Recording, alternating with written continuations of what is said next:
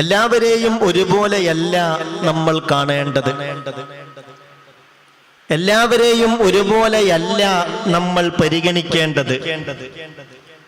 ഓരോരുത്തരോടുമുള്ള ബാധ്യതകൾ എങ്ങനെയാവണം, ബന്ധങ്ങൾ എങ്ങനെയാവണമെന്നൊക്കെ വളരെ വിശദമായി അള്ളാഹുവിന്റെ വിശുദ്ധ ഖുർആൻ അതിന്റെ വ്യാഖ്യാനമായി മുത്തുനബിയുടെ വചനങ്ങൾ നമ്മളെ പഠിപ്പിച്ചിട്ടുണ്ട്. ഈ ഭൂമിയിൽ നമ്മൾ ഏറ്റവും പരിഗണിക്കപ്പെടേണ്ടവരാണ് മാതാപിതാക്കൾ. എന്നാൽ മാതാപിതാക്കളോടുള്ള ബാധ്യതകളെ കുറിച്ച് പറയുമ്പം പലപ്പോഴും ആ ഒരു ബാധ്യതയും ബന്ധവും ഉമ്മയിൽ മാത്രം ഒതുങ്ങുന്നുവോ, അങ്ങനെയാണോ പലരും ചിന്തിക്കുന്നത് എന്ന് തോന്നാറുണ്ട്. ഉമ്മയാണ് ആകാശത്തിന് താഴെ ഭൂമിക്ക് മുകളിൽ ഏറ്റവും കൂടുതൽ നമ്മൾ പരിഗണിക്കേണ്ടത്. ഒന്നാമതായും രണ്ടാമതായും മൂന്നാമതായും. അൽ ജന്നത്തു തഹ്ത അഖ്ദാമിൽ ഉമ്മഹാത്ത്, നിങ്ങളിൽ ഓരോരുത്തരുടെയും സ്വർഗം നിങ്ങളുടെ ഉമ്മയുടെ കാലിന്റെ കീഴിലാണെന്ന് മഹാനായ മുത്ത് മുഹമ്മദ് മുസ്തഫ സല്ലല്ലാഹു അലൈഹി വസല്ലമ തങ്ങൾ പഠിപ്പിച്ചിട്ടുണ്ട്. എന്നാൽ ആ സ്വർഗത്തിലേക്ക് കടന്നു ചെല്ലാനുള്ള കവാടത്തിൽ പ്രധാനപ്പെട്ട മെയിൻ കവാടം അത് ബാപ്പയാണ്. അൽ വാലിദു ഔസതി അബ്വാബിൽ ജന്ന, നിന്റെ ഉമ്മയാണ് നിന്റെ സ്വർഗമെങ്കിൽ സഹോദരാ സ്വർഗത്തിലേക്ക് കടന്നു ചെല്ലണ്ടേ, സഹോദരിയാ സ്വർഗത്തിലേക്ക് കടന്നു ചെല്ലണ്ടേ. അതിനുള്ള മെയിൻ ഗേറ്റ് നിന്റെ പ്രിയപ്പെട്ട പിതാവാണെന്ന് ഹബീബായ മുത്തുള്ളി മുഹമ്മദ് മുസ്തഫ സല്ലല്ലാഹു അലൈഹി വസല്ലം. അല്ലാഹുവേ, ഞങ്ങളുടെ പ്രിയപ്പെട്ട ഉപ്പമാര് ഞങ്ങൾക്ക് വേണ്ടി എത്രയെത്ര അധ്വാനിച്ചവരാണ്. അല്ലാഹുവേ, അവരിൽ ജീവിച്ചിരിക്കുന്നവർക്കൊക്കെയും ആഫിയത്തുള്ള ദീർഘായുസ്സ് നൽകണമേ അല്ലാ. അവരിൽ പലരും ഇന്ന് 6 അടി മണ്ണിനുള്ളിലാ. ഖബർ അവർക്ക് സന്തോഷമാക്കണമേ അല്ലാ. എത്രയാണ് നമ്മുടെ പിതാക്കൾ നമുക്ക് വേണ്ടി ചോര നീരാക്കിയത്, എത്ര മനുഷ്യരുടെ മുന്നിലാണ് അവർ താഴ്ന്നു കൊടുത്തത്, എത്രയാണ് അവർ സഹിച്ച ത്യാഗങ്ങൾ, അവര് നമുക്ക് വേണ്ടി വിഷമിച്ച വിഷമങ്ങൾ എത്രയാ. അത് നമ്മൾ തിരിച്ചറിയണം, അത് നമ്മൾ ഗൗരവമായി ആലോചിക്കണം. എന്നിട്ടാ ഉപ്പയെ വേണ്ട വിധം പരിഗണിക്കണം. മാതാപിതാക്കളെ പരിഗണിക്കുക എന്നത് നിസ്സാരമായ സംഗതിയല്ല. സ്വാഭാവികമായും പലപ്പോഴും വിദേശത്ത് ജോലി ചെയ്യുന്ന ഉപ്പമാരെ കുറിച്ച്, അവരനുഭവിക്കുന്ന ത്യാഗങ്ങളെ കുറിച്ച് വീട്ടിലുള്ള ഉമ്മയടക്കം വീട്ടിലുള്ള മക്കളടക്കം ബോധവാന്മാരല്ല എന്നതൊരു സത്യമാണ്. ഞാനിത് ഇങ്ങനെ പറയാനുള്ള കാരണം എന്താന്ന് ചോദിച്ചാൽ, നമ്മൾ ഈ ആയിരങ്ങളുടെ ആമീൻ കിട്ടുന്ന ഒരു മജ്‌ലിസിൽ ദുആ ചെയ്യുന്നത് കൊണ്ടൊക്കെ ചില ബാപ്പമാരെങ്കിലും നമ്മളുടെ മുന്നിൽ വന്നിട്ട് മനസ്സ് തുറക്കും.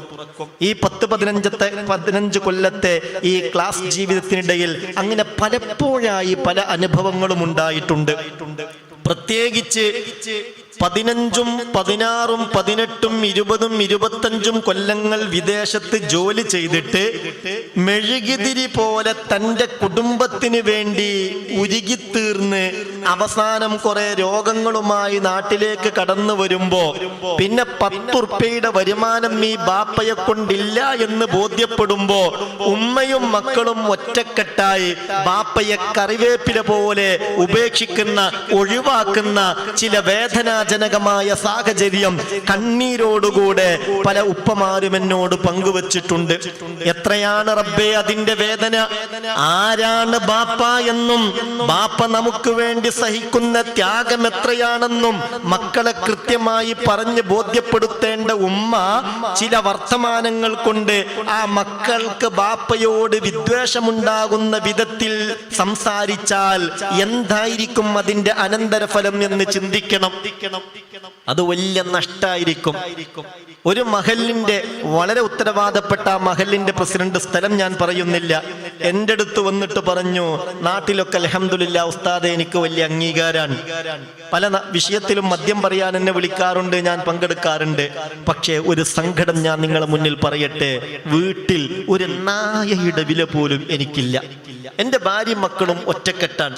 ഞാൻ എന്ത് പറഞ്ഞാലും അവരനുസരിക്കില്ല. എൻ്റെ അടുത്ത് അങ്ങനെ കാര്യമായി എന്തെങ്കിലും തെറ്റുള്ളതായിട്ട് എനിക്കറിയില്ല. ഞാൻ വർഷങ്ങളോളം വിദേശത്ത് ജോലി ചെയ്ത് ഇവർക്ക് വേണ്ടി കഷ്ടപ്പെട്ടതാണ്. പക്ഷെ എന്താണെന്നറിയൂല, ഉമ്മയും മക്കളും തള്ളിയും മക്കളും ഒറ്റക്കെട്ട് എനിക്കൊരു നായക്ക് നൽകുന്ന പരിഗണന പോലും നൽകുന്നില്ല എന്ന് കണ്ണീരോടുകൂടെ ഒരു ബാപ്പ പറയുമ്പോൾ അതിന്റെ വേദന എത്രയാണ്. ശ്രദ്ധിക്കണം. നമ്മുടെ പ്രിയപ്പെട്ട ഉപ്പമാരെ ഒറ്റപ്പെടുത്തല്ല, അവർക്ക് സന്തോഷമുണ്ടാക്കുന്ന വാക്കുകളല്ലേ പറയേണ്ടത്. ഹബീബായ നബി തങ്ങൾ പറഞ്ഞതെന്താ? മാ ബർറ വാലിദഹു മൻ ശദ്ദ ത്വറഫൈലൈ. കണ്ണുരുട്ടി ബാപ്പയിലേക്ക് നോക്കുന്നവർ പോലും ബാപ്പാക്ക് ഗുണം ചെയ്തവരിൽ പെടില്ല എന്ന് ഖാല റസൂലുള്ളാഹി സ്വല്ലല്ലാഹു അലൈഹി വസല്ലം. നിനക്ക് അനിഷ്ടകരമായ എന്തോ ഒരു വാക്ക്, എന്തോ ഒരു പ്രവൃത്തി എപ്പോഴോ ബാപ്പയിൽ നിന്നുണ്ടായി. മനുഷ്യർ എപ്പോഴും ഒരുപോലെ ആവണമെന്നില്ലല്ലോ. പല കാരണത്താൽ പല നിലക്കുള്ള മാനസിക അവസ്ഥയിലായിരിക്കും. എന്തോ ഒരു ചൂടിലും ദേഷ്യത്തിലും ബാപ്പ നിൽക്കവേ പെട്ടെന്നെന്തോ അവിചാരിതമായി ബാപ്പയിൽ നിന്ന് ഒരു വാക്ക് നിനക്ക് ഇഷ്ടപ്പെടാത്തത് ഉണ്ടായി എന്ന് വിചാരിക്ക്. അല്ലെങ്കിൽ എന്തോ ഒരു പ്രവർത്തനം നിനക്ക് ഇഷ്ടപ്പെടാത്തതിൽ നിന്നുണ്ടായി എന്ന് വിചാരിക്ക്. നിനക്ക് നിന്റെ മക്കളോട് വലിയ സ്നേഹാൻ, നിന്റെ മക്കളെ നീ വല്ലാതെ കൊഞ്ചിക്കുന്നു. എന്തോ ഒരു വികൃതി കാണിച്ചപ്പോൾ ആ മക്കളുടെ നന്മക്ക് വേണ്ടി മക്കളെ ബാപ്പ ഒന്ന് ശകാരിച്ചു, അല്ലെങ്കിൽ ഒന്ന് തല്ലി. അപ്പോൾ നീ എന്ത് ചെയ്തു എന്നറിയോ? ബാപ്പാൻ ഒരു നോട്ടം നോക്കി, അത്രേ ചെയ്തുള്ളൂ. എല്ലാം ആ നോട്ടത്തിലുണ്ട്. എന്നാൽ ആ നോട്ടമുണ്ടല്ലോ, ഹബീബ് പറയുന്നത് ഇങ്ങനെയാണ്: മാ ബർറ വാലിദഹു മൻ ശദ്ദ ത്വറഫൈലൈ. അങ്ങനെ നിന്റെ കണ്ണുരുട്ടിയുള്ള നോട്ടമുണ്ടല്ലോ, നിന്റെ ബാപ്പയിലേക്ക് ഉമ്മയിലേക്ക്, ഭർത്താവിന്റെ ബാപ്പയിലേക്ക് ഭർത്താവിന്റെ ഉമ്മയിലേക്ക് നിന്റെ ഈ കണ്ണുരുട്ടിയുള്ള നോട്ടമുണ്ടല്ലോ, അത് മതി. ഒരിക്കലും മാതാപിതാക്കൾക്ക് ഗുണം ചെയ്തവരുടെ ലിസ്റ്റിൽ നീ ഉൾപ്പെടില്ലെന്ന് അഷ്റഫുൽ വറ നബി മുഹമ്മദ് മുസ്തഫ സല്ലല്ലാഹു അലൈഹി വസല്ലം. അല്ലാഹു നമ്മളെ കാക്കട്ടെ. ബാപ്പാക്ക് ഗുണം ചെയ്യണം, ബാപ്പാക്ക് വേണ്ടത്ര സേവനങ്ങൾ ചെയ്യണം, ബാപ്പയുടെ കുടുംബക്കാരോട് പോലും നന്മയിൽ വർത്തിക്കണം. ഇന്ന അബറൽ ബിരി അയ്യസിലർ റജുലു അഹ്ല വുദ്ദിയ ബി. ഏറ്റവും വലിയ നന്മയിൽപ്പെട്ടതാണ്. ഒന്ന് ശ്രദ്ധിക്കേ, ഇതൊന്ന് ശ്രദ്ധിക്കേ, ഇത് ഉൾക്കൊള്ളൂ. ഈ മെസ്സേജ് മറ്റുള്ളവരിലേക്ക് എത്തിച്ചു കൊടുക്കൂ. നിങ്ങൾക്ക് കിട്ടിയ ലിങ്കുകളൊക്കെ പരമാവധി ഷെയർ ചെയ്ത് കൊടുക്കേ. ഈ നന്മ എല്ലാവരും കേൾക്കട്ടെ, മാറ്റങ്ങൾ ഉണ്ടാവട്ടെ. അള്ളാന്റെ പൊരുത്തം കിട്ടണമെങ്കിൽ ഉമ്മാന്റെയും ബാപ്പാന്റെയും പൊരുത്തം കിട്ടണ്ടേ? അല്ലാതെ കിട്ടുവോ? അല്ലാതെ ആ പൊരുത്തം കിട്ടില്ല. ഇന്ന അബറൽ ബിരി, ഏറ്റവും വലിയ നന്മയിൽപ്പെട്ടതാണ് അയ്യസിലർ റജുലു അഹ്ല വുദ്ദിയ ബി. ഉപ്പയുടെ കുടുംബങ്ങൾക്ക് ഗുണം ചെയ്യൽ, ഉപ്പയുടെ ജ്യേഷ്ഠൻ, ഉപ്പയുടെ അനുജൻ, ഉപ്പയുടെ പെങ്ങന്മാർ, ഉപ്പയുടെ സഹോദരി സഹോദരന്മാർക്കൊക്കെ ഗുണം ചെയ്യുക. ഉപ്പാന്റെ ഉമ്മ, ഉപ്പാന്റെ ഉപ്പ, അവരെയൊക്കെ സ്വന്തമായി കാണുക. ഇത് ഏറ്റവും വലിയ നന്മയിൽപ്പെട്ടതാണെന്ന് മുഹമ്മദ് മുസ്തഫ സല്ലല്ലാഹു അലൈഹി വസല്ലം. നീ പഠിച്ചു വലിയ ആളായി, ബിസിനസ്സൊക്കെ ചെയ്ത് വലിയ സമ്പന്നനായി, നാട്ടിലൊക്കെ വലിയ അംഗീകാരമുള്ള ആളായി. അങ്ങനെ നീ ഇരിക്കുമ്പോഴാണ് ബാപ്പ കയറി വരുന്നത്. നിനക്ക് ആ ബാപ്പയെ കണ്ടിട്ട് ഒന്ന് എഴുന്നേൽക്കാൻ മടിയുണ്ടെങ്കിൽ ഈമാന്റെ ഹിദായത്തിന്റെ വെളിച്ചം ഒരണുമണി തൂക്കം പോലും നിന്റെ ഹൃദയത്തിൽ നിലനിൽക്കില്ല എന്ന് മഹാനായ മുത്ത് മുഹമ്മദ് മുസ്തഫ സല്ലല്ലാഹു അലൈഹി വസല്ലം. എഴുന്നേൽക്കണം, ആദരിക്കണം, ബഹുമാനിക്കണം, അവരോട് തട്ടിക്കയറരുത്. ഇനി എന്തെങ്കിലുമൊക്കെ നിനക്കിഷ്ടപ്പെടാത്ത വാക്കുകളോ പ്രവൃത്തികളോ അവരിൽ നിന്നുണ്ടായാൽ പോലും അത് കേൾക്കാൻ നീ ബാധ്യസ്ഥനാണ്. അവർക്കെതിരെ ആക്രോശിക്കുന്നത്, അവരെക്കാൾ വലിയ ശബ്ദത്തിൽ അവരോട് സംസാരിച്ച് അവരെ തരം താഴ്ത്താൻ ശ്രമിക്കുന്നത് അനുവദനീയമല്ല, നീതിയല്ല, അനീതിയാണ്. അത് നിന്റെ തകർച്ചയ്ക്ക് കാരണമാകൂ. അള്ളാഹു കാത്ത് രക്ഷിക്കട്ടെ.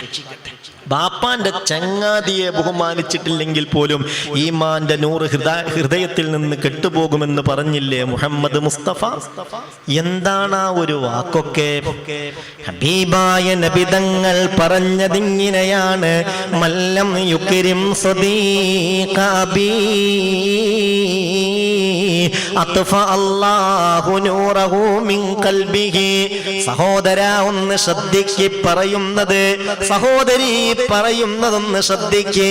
മല്ലം യുക്രിം സദീഖ അബീ. ഒരാൾ തന്റെ ബാപ്പയുടെ ചങ്ങാതിയെ ആദരിച്ചില്ല, ബഹുമാനിച്ചില്ല. ആര്? വാപ്പാനല്ല, വാപ്പാന്റെ ചങ്ങായിനെ. വാപ്പാക്ക് അയാളോട് വലിയ ഇഷ്ടാ, അയാൾക്ക് വാപ്പാനോടും ഇഷ്ടാ. ഒന്നിച്ച് യാത്ര പോകാറുണ്ട്, ജമാഅത്തിന് പോകാറുണ്ട്, പലപ്പോഴും അയാൾ വീട്ടിലേക്ക് വരാറുണ്ട്, ബാപ്പ അയാൾ വീട്ടിലേക്ക് പോകാറുണ്ട്. അയാൾ കുടുംബത്തിൽ എന്ത് പരിപാടി ഉണ്ടെങ്കിലും ബാപ്പയെ അയാൾ ക്ഷണിക്കാറുണ്ട്. നമ്മുടെ കുടുംബത്തിലുള്ള പരിപാടിക്ക് അയാളെ ബാപ്പ ഇങ്ങോട്ടും ക്ഷണിക്കാറുണ്ട്. അവര് നല്ല ചങ്ങായിമാരാ, അങ്ങനെയൊക്കെ ഉണ്ടാവുമല്ലോ. അങ്ങനെയുള്ള ഒരു ചങ്ങാതിയെ, കൂട്ടുകാരനെ ഒരുത്തം ബഹുമാനിച്ചിട്ടില്ലെങ്കിൽ തന്നെ അത്ഫ അല്ലാഹു നൂറഹു മിൻ ഖൽബിഹി, ഇവന്റെ ഹൃദയത്തിൽ നിന്ന് ഹിദായത്തിന്റെ വെളിച്ചം അല്ലാഹു കെടുത്തിക്കളയുമെന്ന് ഹബീബായ മുഹമ്മദ് മുസ്തഫ സല്ലല്ലാഹു അലൈഹി വസല്ലം. ബാപ്പയുടെ ചങ്ങാതിയെ ബഹുമാനിച്ചിട്ടില്ലെങ്കിൽ തന്നെ ഈ ഹിദായത്തിന്റെ വെളിച്ചം ഹൃദയത്തിൽ നിന്ന് അല്ലാഹു കെടുത്തിക്കളയുമെങ്കിൽ പിന്നെ നിസാര വിഷയത്തിനൊക്കെ ബാപ്പയോട് തട്ടിക്കയറുന്ന, കുരച്ചു ചാടുന്ന മക്കൾ എന്ത് പറയാനാണ് റബ്ബേ അവരുടെ അവസ്ഥ? എൻ്റെ മോന് വീട്ടിലുള്ള സമയത്ത് ഉസ്താദേ എനിക്ക് വീട്ടിലേക്ക് പോകാൻ പേടിയാണ് എന്ന് എന്നോടൊരു ബാപ്പ പറഞ്ഞ രംഗം ഞാൻ ഇപ്പോൾ ഓർക്കുകയാണ്. എന്താണെന്നറിയൂല, മോനിന്നോട് വല്ലാത്ത ദേഷ്യാണ്. അവൻ വീട്ടിലുള്ളപ്പോൾ വീട്ടിൽ പോകാൻ എനിക്ക് പേടിയാണ്. ആരാ പറയുന്നത്? ചോര നീരാക്കി അധ്വാനിച്ച് കഷ്ടപ്പെട്ട് പോറ്റി വളർത്തിയ ബാപ്പ. എന്താണ് റബ്ബേ ഇതൊക്കെ? എത്രയാണ് ഇതിൻ്റെയൊക്കെ ഒരു സങ്കടം. അള്ളാഹു കാക്കട്ടെ, അള്ളാഹു കാക്കട്ടെ. ഞാൻ പ്രത്യേകം ഓർമ്മപ്പെടുത്തുന്നു, അവരെ പരിഗണിക്കണം, അവർക്ക് വേണ്ട എല്ലാ സൗകര്യങ്ങളും ചെയ്തു കൊടുക്കണം. അതോടൊപ്പം ബാപ്പമാര് ശ്രദ്ധിക്കേണ്ടത്, ബാപ്പ എന്ന നിലയിൽ ആ ബാപ്പയുടെ സ്വഭാവത്തോടുകൂടെ മക്കളോട്, കുടുംബത്തോട് പെരുമാറാനും ശ്രദ്ധിക്കണം. ഒരു നല്ല ബാപ്പ എങ്ങനെയാകണമെന്ന് വിശുദ്ധ ഖുർആൻ വളരെ വിശദമായി നമ്മളോട് പഠിപ്പിച്ചിട്ടുണ്ട്. ലുഖ്മാനുൽ ഹക്കീം റളിയല്ലാഹു എന്ന ബാപ്പയെ കുറിച്ച് ഖുർആൻ പറയുന്നുണ്ട്. മക്കൾക്ക് നൽകിയ ഉപദേശവും ആ ബാപ്പയുടെ ജീവിതവും ഖുർആൻ കൃത്യമായി പറഞ്ഞിട്ടുണ്ട്. 34 ആയത്തുകളുള്ള ഒരു സൂറത്തിന്റെ പേര് തന്നെ ലുഖ്മാൻ എന്നാണ്. മഹാനായ ലുഖ്മാൻ ഹക്കീം റളിയല്ലാഹു അൻഹുവിന്റെ ആ ഉപദേശങ്ങളെ കുറിച്ചൊക്കെ ഖുർആൻ പറഞ്ഞിട്ടുണ്ടല്ലോ. അപ്പോൾ വീട്ടിൽ ഭാര്യയോട്, മക്കളോട്, പേരക്കുട്ടി എല്ലാവരോടും നല്ല നിലയിൽ സ്വഭാവത്തോടുകൂടെ നിന്ന് മാതൃക കാണിക്കേണ്ട ഉപ്പ ആ വീടിന്റെ ഒരു നെടുന്തൂണായി നിൽക്കുമ്പോൾ ആ വീട്ടിൽ വലിയ സന്തോഷമുണ്ടാകും. അങ്ങനെ പരസ്പരം പരിഗണിച്ചുകൊണ്ട്, മാനിച്ചുകൊണ്ട്, സ്നേഹത്തോടുകൂടെയുള്ള ഒരു ജീവിതമാണ് പ്രിയപ്പെട്ടവരെ നമ്മളിലൊക്കെ ഉണ്ടാകേണ്ടത്. കുടുംബം എന്നാൽ കൂടുമ്പോൾ ഇമ്പമുള്ളത്, ആനന്ദമുള്ളത്, സന്തോഷമുള്ളത് എന്നല്ലേ അർത്ഥം? നമ്മൾ തനിച്ചിരിക്കുമ്പോൾ അല്ലെ പുറത്തെങ്കിലും എവിടെയെങ്കിലും പോയി ആരുടെയെങ്കിലും കൂട്ടത്തിലൊക്കെ ഇരിക്കുമ്പോൾ കിട്ടാത്ത ഒരു ഇമ്പം, സന്തോഷം, ആനന്ദം, റാഹത്ത്, മനസ്സമാധാനം ബാപ്പയുടെ, ഉമ്മയുടെ, ഭാര്യയുടെ, മക്കളുടെ കൂടെ നിൽക്കുമ്പോൾ, വീട്ടിലുള്ളവരുടെ കൂടെ ഇരിക്കുമ്പോൾ നമുക്കുണ്ടാവണം. അത് കിട്ടണം. ആ നിലക്കാവണം നമ്മളെ വീട്. മസ്കൻ എന്ന സമാധാനം എന്നല്ലേ? ആ മസ്കനായി സമാധാനമുള്ള ഒരു കെട്ടിടമായി നമ്മളെ വീട് മാറണം. കൂടുമ്പോൾ ഇമ്പമുള്ള, ആനന്ദമുള്ള, സന്തോഷമുള്ള കുടുംബമായി നമ്മളുടെ കുടുംബം മാറണം. അതിന് പരസ്പര ബഹുമാനവും പരിഗണനയും വളരെ അനിവാര്യമാണ്. കുറ്റപ്പെടുത്തലും കുറവുകൾ കണ്ടുപിടിക്കലും മാത്രമായി നമ്മളുടെ സ്വഭാവം മാറിപ്പോകരുത്. അല്ലാഹു റബ്ബുൽ ഇസ്സത്ത് നമ്മെ എല്ലാവരെയും കാത്തുരക്ഷിക്കട്ടെ. നമ്മളെ അല്ലാഹു സ്വൽസ്വഭാവികളിൽ ഉൾപ്പെടുത്തട്ടെ. നമ്മുടെ പോരായ്മകളൊക്കെയും ജല്ല ജലാലായ അല്ലാഹു പരിഹരിച്ചു തരട്ടെ.